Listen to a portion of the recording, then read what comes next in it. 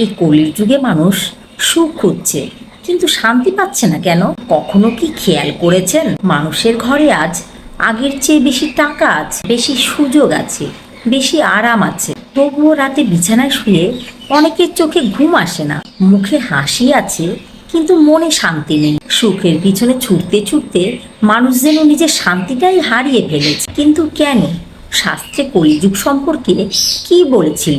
একবার এক ধনী ব্যক্তি এক ঋষির কাছে গিয়েছিল। গুরুদেব, আমার কাছে সব আছে, বড় বাড়ি আছে, অর্থ আছে, সম্মান আছে, তবুও আমার মন অশান্ত, আমি শান্তি খুঁজে পাচ্ছি না। ঋষি মৃদু হেসে বললেন, তুমি সুখ খুঁজছো কিন্তু শান্তি খুঁজছো না। লোকটি অবাক হয়ে জিজ্ঞাসা করলো, সুখ আর শান্তি কি আলাদা? ঋষি বললেন, হ্যাঁ, খুব আলাদা। সুখ আসে বাইরের জিনিস থেকে, আর শান্তি আসে ভেতরের অবস্থা থেকে। যে সুখ অর্থে আসে তা অর্থ হারালে চলে যায়, যে সুখ সম্মানে আসে তা অপমান পেলে ভেঙে যায়, কিন্তু যে শান্তি আত্মার গভীর থেকে আসে তা কেউ কেড়ে নিতে পারে না। ঋষি আরও বললেন, কলিযুগের সবচেয়ে বড় সমস্যা হলো মানুষ প্রয়োজনের চেয়ে বেশি চাওয়া শুরু করেছে।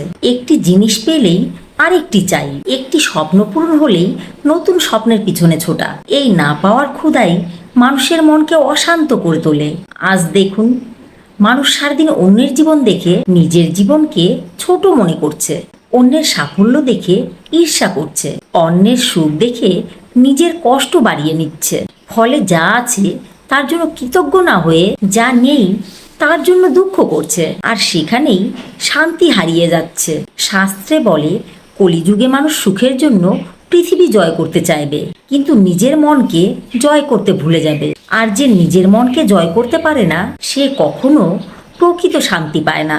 শান্তি অর্থে নয়, শান্তি বড় বাড়িতে নয়, শান্তি মানুষের প্রশংসাতেও নয়। শান্তি লুকিয়ে আছে সন্তুষ্টিতে, কৃতজ্ঞতায় এবং ঈশ্বরের প্রতি বিশ্বাসে। তাই আজ একটু থামুন, নিজেকে বিশ্বাস করুন, আমি কি সত্যি শান্তি খুঁজছি, নাকি শুধু নতুন নতুন সুখের পিছনে ছুটছি? কারণ কলিযুগে সবচেয়ে ধনী মানুষ সে নয় যার কাছে সবচেয়ে বেশি অর্থ আছে, সবচেয়ে ধনী মানুষ সে যার হৃদয়ে শান্তি আছে।